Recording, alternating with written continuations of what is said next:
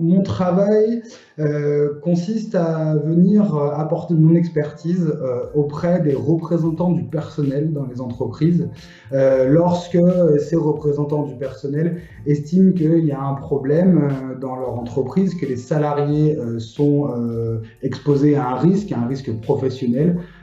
On m'appelle et je viens faire une enquête sur les conditions d'exercice du travail dans l'entreprise et essayer de diagnostiquer les facteurs de souffrance chez les salariés. Mon travail à moi, il consiste à faire parler les gens de leur travail pour comprendre qu'est-ce qui, dans leur travail, leur pose problème et ainsi comprendre et apporter des solutions aux problèmes. On interroge aussi bien sûr les employeurs et l'encadrement. On va essayer de récolter un maximum d'informations pour pouvoir comprendre et écrire sur un rapport quel est notre diagnostic.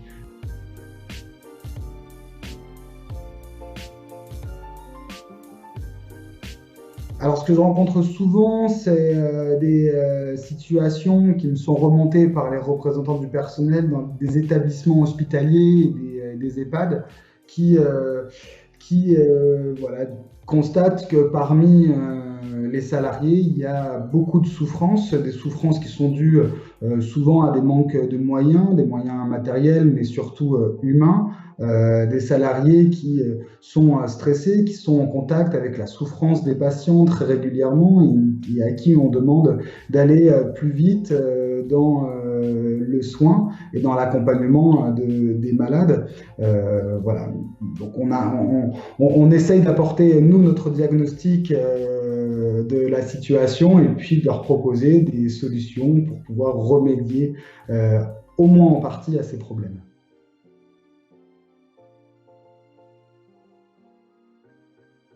Ces représentants des salariés sont aussi des salariés et connaissent très bien le travail et ce qui est fait concrètement, que ce soit dans une usine, sur une chaîne de montage, que ce soit dans un hôpital ou que ce soit aussi dans un bureau, connaissent très bien le travail. Et quand ces personnes-là font remonter dans les instances représentatives des problèmes, ils peuvent aussi très souvent apporter aussi beaucoup de solutions et les employeurs ont tout intérêt à écouter ces représentants des salariés qui peuvent être de vraies ressources pour l'entreprise.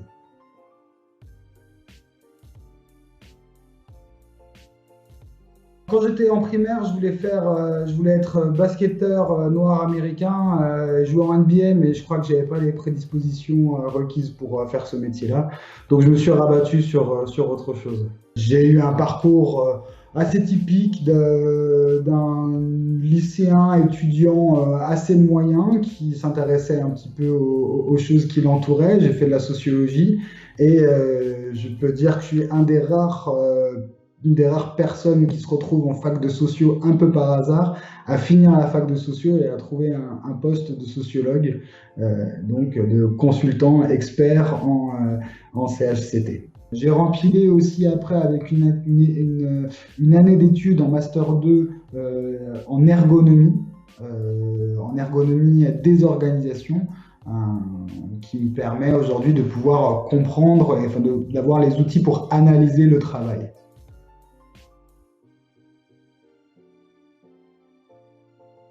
Le déclic, ça a été surtout mon engagement associatif, mon engagement militant à l'université, qui a fait que j'ai une expérience militante, une expérience syndicale qui m'a poussé à essayer de comprendre ce que c'était que le syndicalisme et le syndicalisme en entreprise. Et c'est par cette porte-là que je suis rentré dans le milieu et que je me suis intéressé à la sociologie du travail et la sociologie des organisations.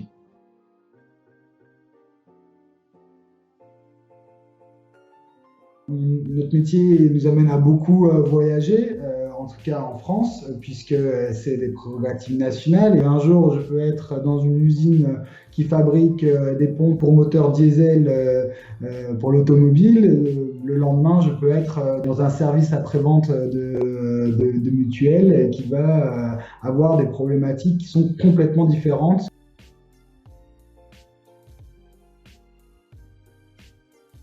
Les journées sont rythmées entre travail, en tout cas les moments où je peux consacrer un peu de temps au travail et la garde de ma petite fille, puisque ma compagne travaille pour le CHU de Besançon et donc est en astreinte. Voilà, donc je vis la vie de travailleur en télétravail qui exige une articulation entre vie familiale et professionnelle qui est pas toujours simple à gérer.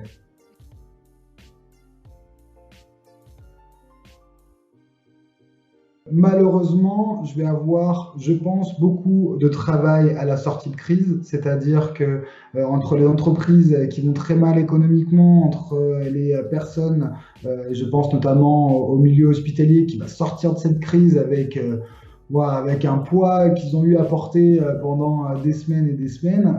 Malheureusement, j'ai peur d'être appelé pour essayer de colmater les brèches qui se sont créées pendant ce confinement et aussi de colmater les brèches qui vont s'ouvrir après le confinement parce que je pense que le problème en entreprise n'est pas réglé et même à partir du 11 mai, on aura encore beaucoup de boulot et pour, à mon avis, les années à venir.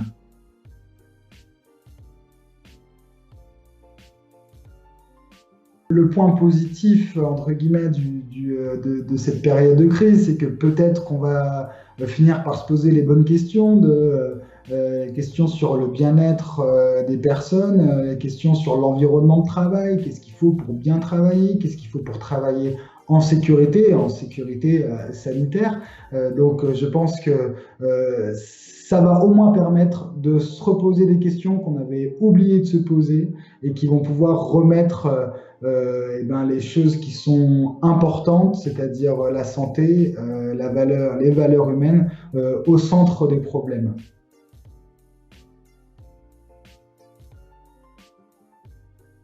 Alors, ce métier, il est ultra enrichissant. Ce métier, il permet de rencontrer plein de gens et ce métier, il permet de comprendre quelle est la réalité du monde du travail.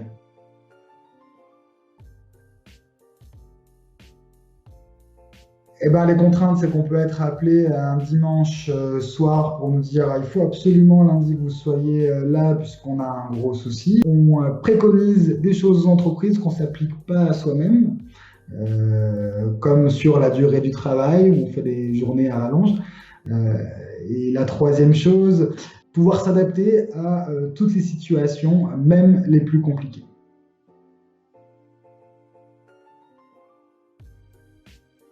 Alors, il faut essayer de trouver le juste équilibre entre montrer notre compassion, enfin, ne pas cacher notre compassion, et pouvoir se retenir quand il y a des moments où l'émotion est intense, quand on a des personnes qui pleurent devant nous, ce qui arrive très très régulièrement, il faut savoir bien gérer ses émotions.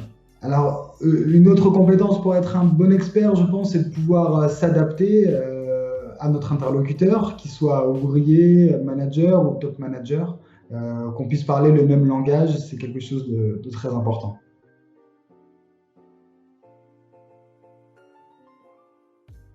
Un conseil que je donnerais aux personnes qui veulent suivre un petit peu le même chemin, c'est d'être vraiment sincère dans ses idées, sincère dans son engagement intellectuel, de se dire que voilà, on s'intéresse aux choses pour pouvoir aussi, à un moment donné, les changer.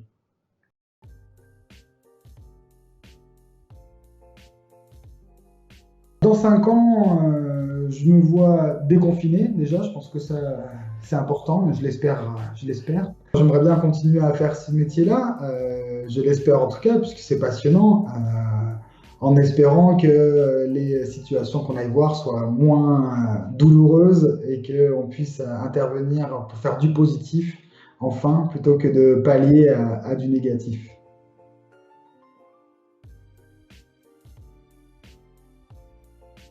Le travail, c'est vraiment quelque chose qui tient à cœur les gens et si on veut résoudre les problèmes des gens, on peut déjà résoudre les problèmes qu'ils ont au travail et on aura fait déjà beaucoup de choses pour le bien collectif.